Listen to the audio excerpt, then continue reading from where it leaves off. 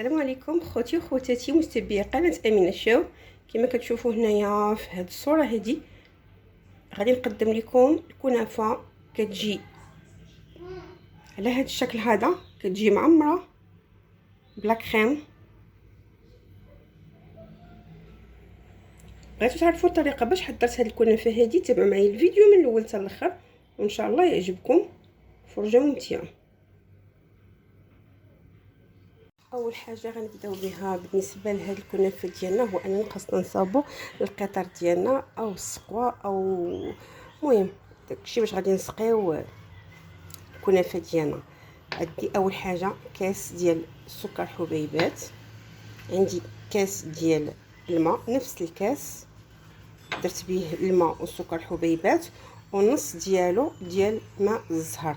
اول حاجه كنخلطوا هاد المكونات بثلاثه في واحد الكاسرول ولا قاميله ولا فاش ما. كنضيفوا السكر هو الاول، كنضيفوا له الماء، كنضيفوا له ديك الكميه اللي قلت لكم ديال ماء الزهر. هنا كناخذ ديك بالعامري تيكون زوين، كيعطي واحد النسمه غزاله في هذا القطر. غادي نشد هذا القطر ديالي نحطو فوق النار، نساجموا المكونات ويولي على شكل السيرو، وديك الساعه نطفي عليه. هنا كما كتشوفوا عندي الكنافه ديالي، ها هي دي عندي هنا تقريبا واحد 4 نص كيلو، قولوا خديت منه واحد شويه، بقات 4 كثيره ما عليناش. انا الغرض عندي هو اني غنستعملهم في هاد لي مول ديال لي كابكيك، يعني ما غاديش نستعمل كميه كثيره، وفي نفس الوقت غادي نستعمل غير القياس اللي غادي ناكلو. غنشد هاد الكنافه ديالي غنلبسها كلها بالزبده، غنلبسها بالزبده وغادي ندير الطبقه الاولى هنايا ونتلاقاو. انا غنبقى خدامه باش نطول لكم الفيديو. ها هي عندي الزبده ديالي، غنبقى نشد بحال هكا نحل الكنافه ديالي، نبقى نلبس هكا، نشد الزبده ونلبس فيها، غنمشي معاها كامله حتى نكملها. نقدر ما نستعملهاش كاع كامله، المهم القياس اللي غادي نستعمل غادي نوريه لكم في التالي. غادي نلبسها كامله بحال هكا، واللي لبستها الزبده غادي نحطها دائما بهذه الطريقه. بغيتو تذوبوها وتديروا عليها يمكن لكم ديروها، انا كندير لها الطريقه هذه.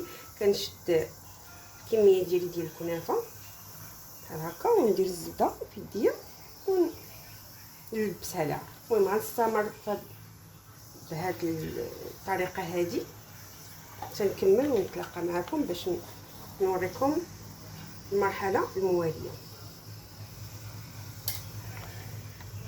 هنا كما شفتوا شديت هذه الكميه، نصف ديال الكميه اللي عندي لبستها بالزبده. هانتوما كما كتشوفوا لبستها كامله الزبده.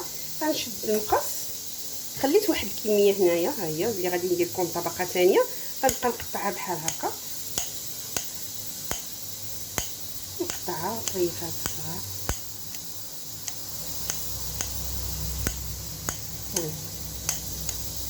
نكمل بحال دابا هكا واحد شويه هكا. ها هو غير نبدا لكم ومن بعد نكمل.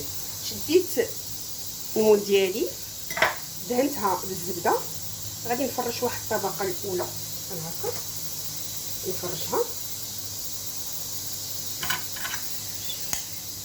باش ديروها صايمه ديروها، انا كنفضل نديرها بحال هكا كتكون لي كل طبقه بوحديتها بحال هكا. ونديرها الطبقه الاولى نقادها بحال هكا، نكمل نعمر هاد الكيسات كاملين ديال هاد المول ونتلاقاو باش نكملوا الفيديو ديالنا. دابا ملي درتهم في هاد الكيسات هادو ديال هاد المول، درت الطبقه الاولى وحاولت نقاد السطح ديال الطبقه غير بصبعي باش يجي تجي هكا مسطحه. غندخلها للفران طيب بين ما نوجدوا لا كريم اللي غادي ندير في الوسط. وديك الساعه نتلاقاو. انا دابا ندخلها الفران وان شاء الله نتلاقاو من بعد ما توجد هاد الطبقه الاولى ديال هاد البسبوسه. هذيك الكميه الاخرى اللي بقات لي حتى هي لبستها الزبده، قطعتها حتى هي طريفات صغيورين بحال هكا. المهم هادي راه حيت مجموعه تيكونوا طريفات صغيورين بحال هكا، قطعتها غنحطها على جنب. هنا غادي نشد واحد نصف لتر ديال الحليب درتو في هاد الكاسرول هادي، غادي ندير عليه واحد 3 معالق ديال النشا، 3 وحده وجوج 3. نحرك مزيان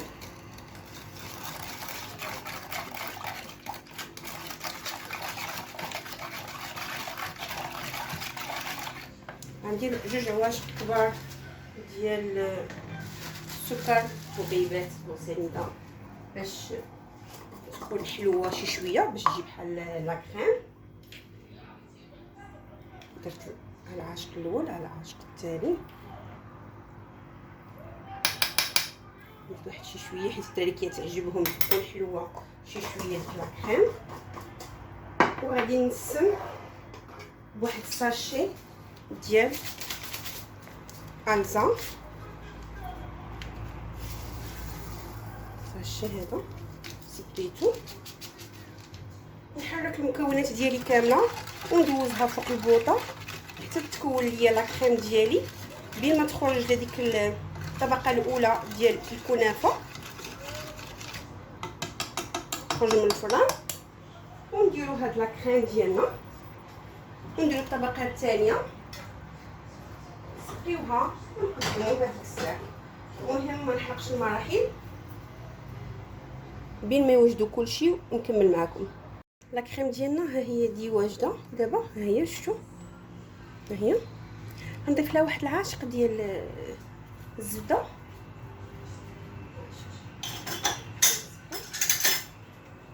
ونحركهم كاملين هكا، نحركهم ونحطها على جنب بين ما نخرج الكنافه ديالي من الفران.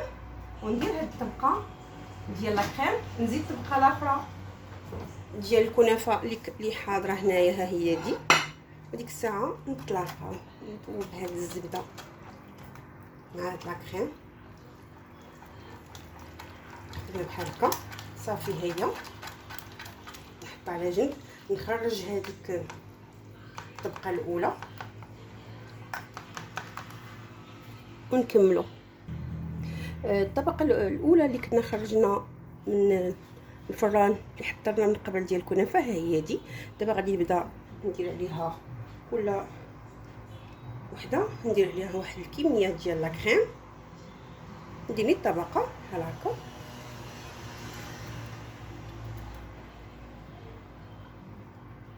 باش كيبان لكم هنا.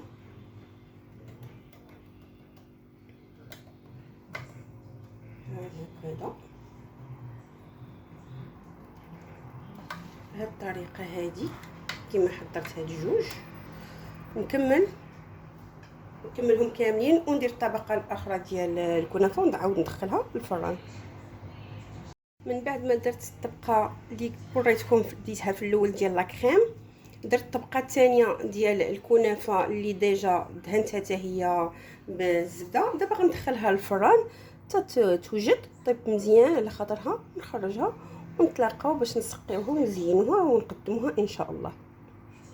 هنا من بعد ما خرجت ديك الكنافه من الفران هي كطيب كتجي لهذا الشكل هذا، كتجي مقرمشه. كنشد القطر ديالي لما حتى هي سخونه حيت ديجا القطر صاوبته هو الاول. غادي نبدا نسقي فيها نخليها تشرب بحال هكا.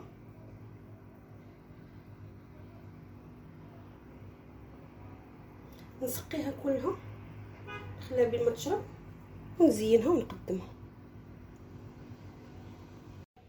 الكنافه ديالي من بعد ما صافي وجدتها وسقيتها وشربت داك القطر اللي كنت درت ليها، زينتها بشويه ديال الورد وشويه ديال البيستاش وشويه ديال يعني طريفات ديال الكرز وطريفات ديال الكرز. جات على هذا الشكل هذا. كيجيو الطبقات باينين. الطبقه الاولى اللي كنا شكلنا ديال الكنافه راه هي لتحت. الطبقه الثانيه ديال لا كريم اللي كتجي بيضاء راه هي الثانيه. والطبقه الثالثه اللي هي ديال الكنافه راه هي دي. حتى لهنا كان هذا هو الاخر ديال الفيديو ديالي ديال اليوم اللي قدمت فيه هاد الكنافه هذه على هذا الشكل هذا. حلوه كتجي ما شاء الله. كنتمنى ان الفيديو ديال اليوم ينال حتى هو الاعجاب ديالكم.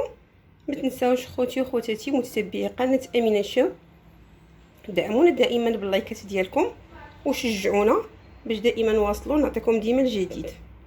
شكرا لكم على تتبعكم. نلقاو فيديو اخر. الى اللقاء.